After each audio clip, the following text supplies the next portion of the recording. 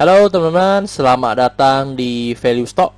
Hari ini saya akan membahas analisa fundamental Pegas kuartal ketiga tahun 2020. Oke, sebelum kita mulai, ini disclaimer-nya. Yang pertama, ini merupakan sharing analisa fundamental, bukan ajakan beli, jual, ataupun hold suatu saham, dan keputusan investasi ada di tangan teman-teman selaku investor.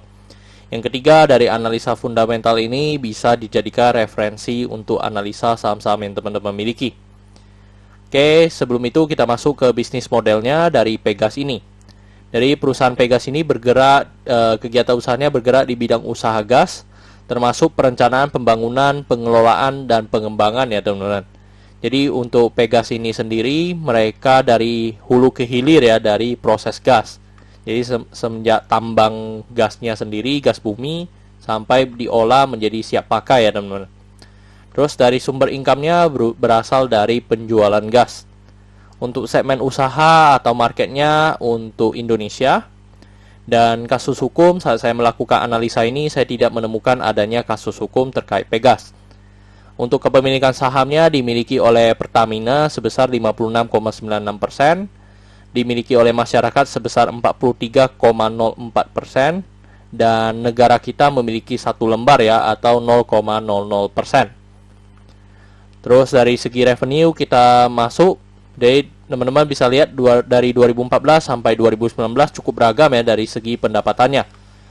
Terus di 2020 ini kalau kita lihat kuartal ketiganya, kita bisa dapatkan mengalami penurunan 19,5% jika dibandingkan dengan kuartal sebelumnya.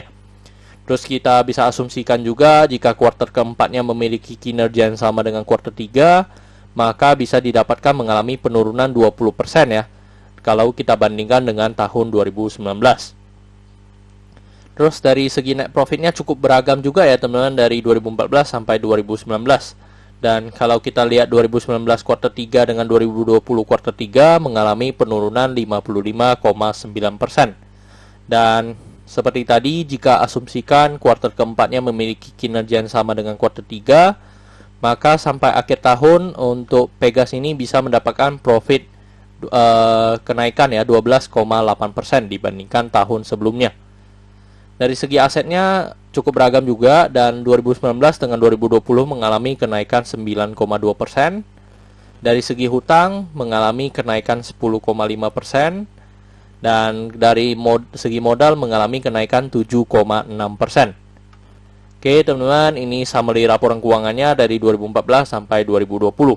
Dan di sini saya akan banyak membahas tentang rasio keuangannya. Yang pertama kita masuk dari NPM atau net profit marginnya. Jadi teman-teman, jika di 2020 ini kita bisa mendapatkan sekitar 2,48%. Kalau kita bandingkan dengan tahun sebelumnya, mengalami kenaikan 0,7% ya teman-teman. Terus tetapi kalau kita bandingkan dengan 2014 sampai 2019 ya memang 2020 ini masih tergolong kurang baik ya teman-teman. Karena rata-ratanya pun paling jelek pun masih sekitar 5% dari segi NPM-nya. Terus dari 2,48% ini EPS-nya adalah 44. Dari 44 ini kita bisa dapatkan pernya adalah di 34,10.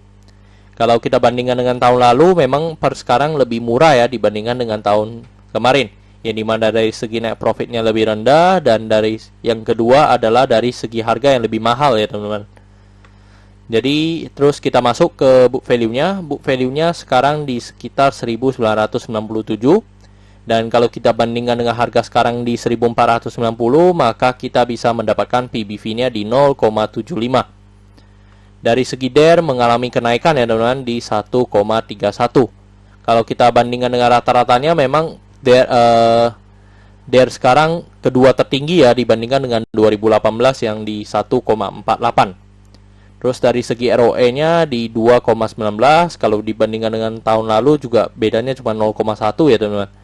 Ya which is ini juga tidak baik ya teman-teman. Kalau kita lihat bandingkan dengan 2014 sampai 2018 pun masih lebih tinggi dibandingkan dengan 2020 ini. Dari segi ROA sebesar 0,95%. Oke, saat video ini dibuat harga Pegas di 1490.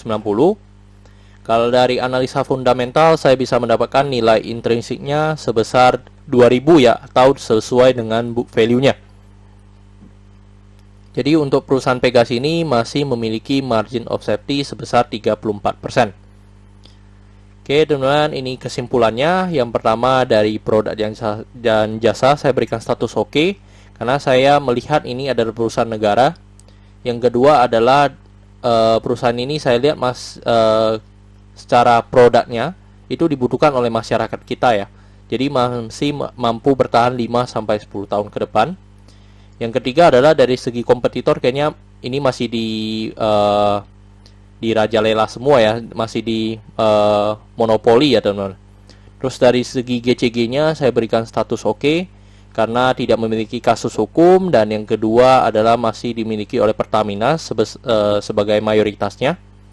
Terus dari segi revenue saya berikan status oke, karena walaupun mengalami penurunan ya teman-teman, tetapi penurunannya masih di bawah 50%, dan hal ini kan disebabkan oleh pandemi ya teman-teman. Terus dari segi net profit saya berikan status no, karena mengalami penurunan lebih dari 50% ya teman-teman. Dari segi aset saya berikan status oke karena mengalami kenaikan. Untuk dari segi liability saya berikan status no karena DER-nya sudah di atas 1. Untuk book value saya berikan status oke karena harga dijual sekarang masih di bawah harga book value-nya. Dari segi sektor ini saya berikan status warning ya teman-teman, yang dimana kita kan harus melihat dari harga gas juga ya teman-teman, komoditasnya ya teman-teman. Terus dari segi ROE-nya saya berikan status no karena masih di bawah 9% atau 2 kali bunga deposito. Dari segi margin of safety saya berikan status oke karena positif.